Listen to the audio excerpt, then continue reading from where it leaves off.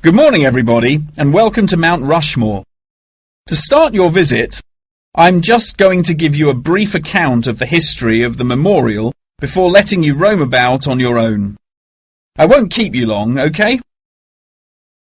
Mount Rushmore is South Dakota's top tourist attraction and features the heads of 4 United States presidents: George Washington, Thomas Jefferson, Theodore Roosevelt, and Abraham Lincoln. Each head is 18 meters tall, which is taller than the heights of 11 people combined. The sculptor initially wanted to depict the presidents from head to waist, but due to a lack of funding, the construction had to stop before this vision could be realized. In total, it cost the government $1 million to sculpt the heads at Mount Rushmore. Before the construction of the presidents' heads, the mountain was just bare rock and forest, attracting only a few hikers a year. The new carving at Mount Rushmore has become an iconic symbol of presidential greatness and has appeared in works of fiction and other popular works. The sculpture has also worked perfectly as a way to develop tourism, which was its intended purpose, and now attracts over 2 million people a year. The original plan was to carve the presidents' faces into the granite pillars known as the Needles. However, the sculptor soon realized that these rocks were too eroded and delicate to support such a large sculpture. Instead, he chose to locate the carving at Mount Rushmore due to its grand appearance and brightly lit rock faces that experience maximum exposure to sunlight throughout the day as a result of the southeast orientation. Upon seeing Mount Rushmore, the sculptor declared, "America will march along that skyline." The name of Mount Rushmore also has an interesting history. The location was originally known as the Six Grandfathers. However, during an expedition in 1885, the mountain was renamed after Charles E. Rushmore, a prominent New York lawyer who joked that his annual treks to the mountain had earned him the right to have it named after him. 40 years after the mountain was renamed, Charles E. Rushmore donated $5,000 towards the sculpting of the presidents' heads, the largest single contribution. In 1927, the construction work started and 7 years later was complete with no fatalities. So that's the history for you. If you'd like any more information, please feel free to ask me questions, or you can soak up the information from our fantastic guidebook. Now I'm going to give you a plan of the site, and I'd just like to point out where everything is, so that you can explore everything for yourself. We're currently standing at the entrance, which is marked with the arrow on the map. If you follow the trail up to our left, you will find the information centre. There's a great photo booth there, where you can have your photograph taken with Mount Rushmore in the background, for a fee of only $10. What a great souvenir! In front of us is the refreshment centre, where you can help yourselves to coffee, locally grown tea, and a delicious selection of cold drinks and biscuits. Be sure to stay hydrated, as it can get really hot up here. To our right, not far up the trail, is the gift shop. Here we sell copies of the guidebook, and it's also the perfect place to pick up some small souvenirs for yourself, your family and friends. Now, further up the trail, behind the gift shop, is a big stone building with a workshop. This is where all of our souvenirs are made by hand, which you can purchase in the gift shop, like I said before. Some are even carved from pieces of rock taken from Mount Rushmore itself. If you carry on walking up the trail past the workshop, you'll find our state-of-the-art visitor centre, where you can find maps of the walking trails here at Mount Rushmore. Now for the real treat. After you have walked past the visitor centre, you can follow the trail up to the left, which will take you to our wooden shelter. From here, you will have the best view of Mount Rushmore that there is, an experience not be forgotten. Right, if anyone wants a guided tour, then I'm starting at the information centre. If you'd like to follow me, this way please.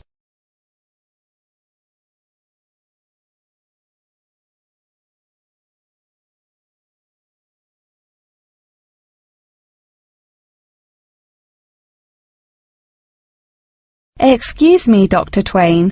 May I speak with you for a minute? Of course, please come in. I'm Charlotte York.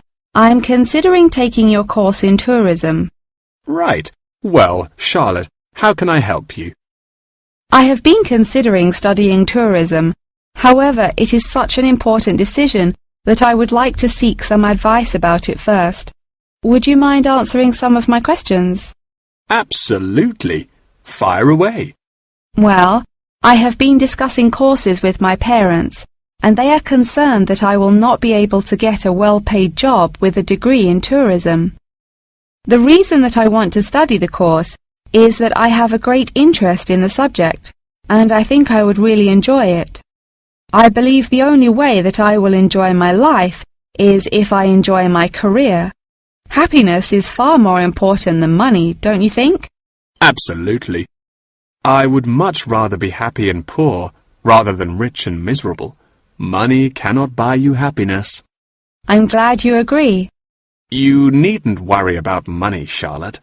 A large part of the tourism course is dedicated to teaching students how to manage finances, a skill that you can apply to your everyday life as well. I would also recommend that you take a sideline course in time management, as this can be incredibly useful in efficiently planning your workload. Efficiency is the key to success. I'll remember that. Now, I have found that some students have natural talents that really help them to succeed in the course. Communication skills, for example, can be very beneficial. Do you have any strengths? Maths was always my favourite subject at school, so I really enjoy solving mathematical problems. However, I find statistics quite difficult. I have always been very capable and self-sufficient. I have a lot of confidence in my abilities and will take the initiative in situations without needing to depend on anyone else for their help. That's a really great quality to have and will be particularly useful if you choose to study tourism.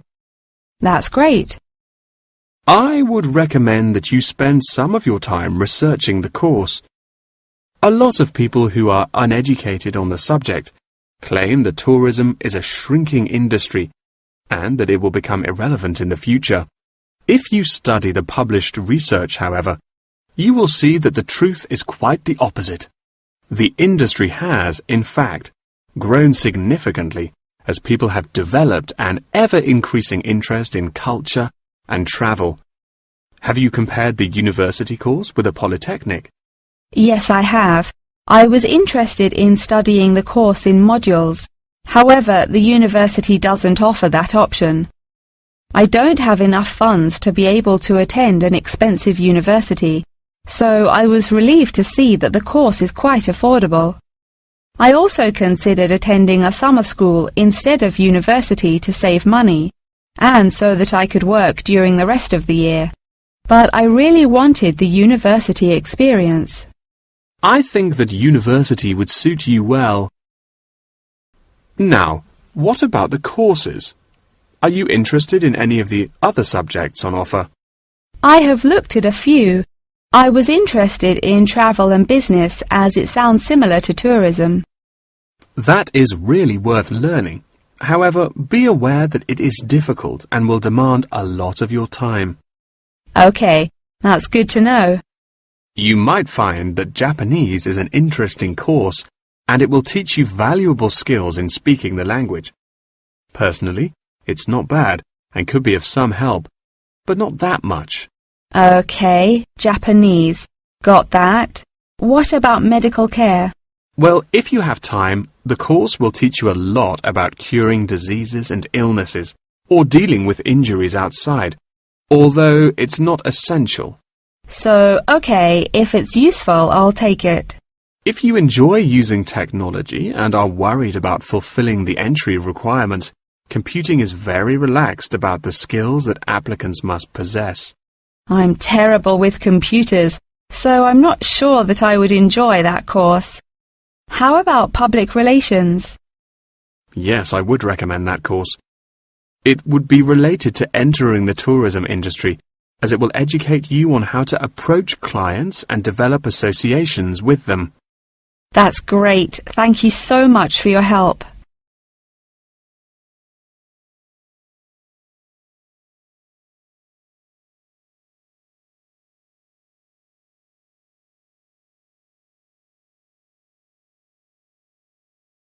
Welcome, class, to your very first lecture in this series on business in the modern world, conducted by myself, Dr. Toby Bennett. Today, we will be looking into the practice of company outsourcing, using TCP technologies as a case study. Now, for those of you who are unfamiliar with this practice, I will give you a summative definition. Company outsourcing involves the contracting of various business activities by one company to another. This practice will sometimes occur from a Western company to a party based in a third world country, the rationale being to make significant financial savings on lower international labour rates and to potentially increase quality. Now, our case study for today is TCP Technologies, a party located in India that receives outsourced tasks from Western companies. The manager of TCP Technologies is a man called Manjeet Khanna, who has personally developed a series of aims and philosophies by which the company is expected to operate. He claims that the most important of these philosophies is to create a workplace where each individual member has the opportunity to contribute their opinion to the operations of the company. That is to say that he found it important to develop a democratic environment. As a means of ensuring quality from every individual at TCP Technologies, a grading system has been developed that encourages an ethos of hard work and recognizes accomplishment. This grading of individuals is based upon a series of factors such as turnover, hours worked, and efficiency.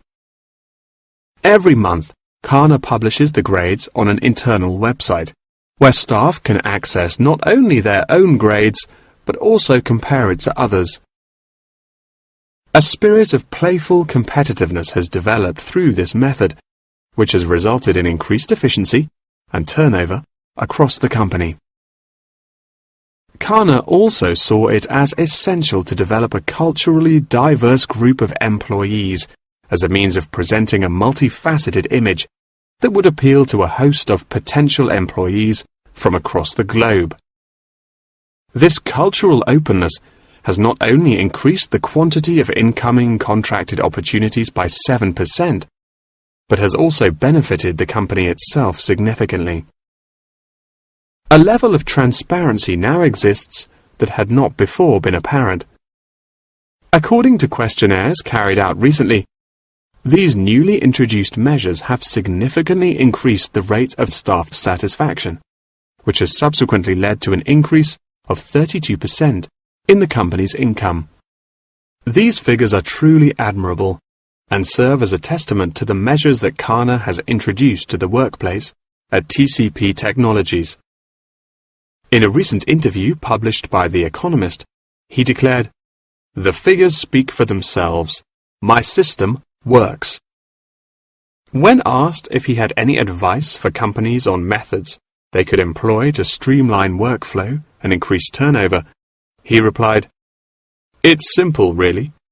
A company must see itself not as one entity comprised of nameless components, but instead as a living organism composed of cells, each one essential to the functioning of the whole.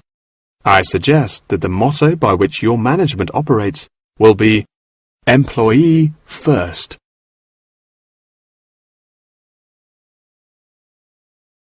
Many benefits have been reaped from the aforementioned changes in management style, such as a significant decrease in staff turnover.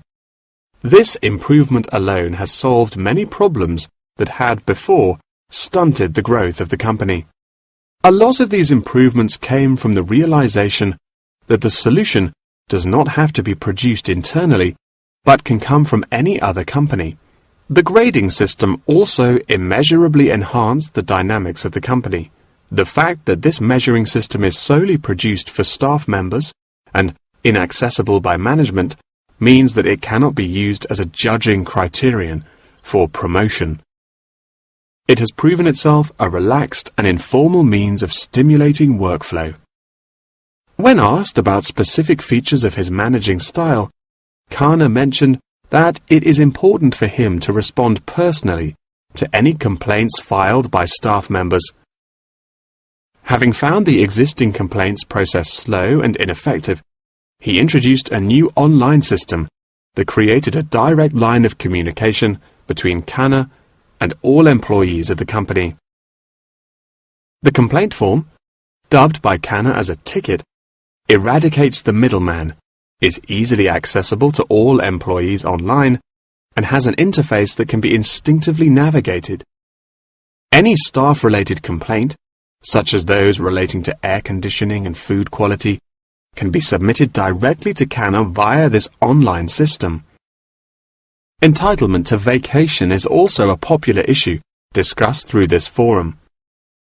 The main benefit of using this system is that staff must include their personal details on the ticket before they are able to submit it. In the past, anonymous complaints had been the root of much confusion and caused many wasted work hours, so the new system has put a ban on this form of complaint. That wraps up the lecture for today. Please remember that attendance is mandatory.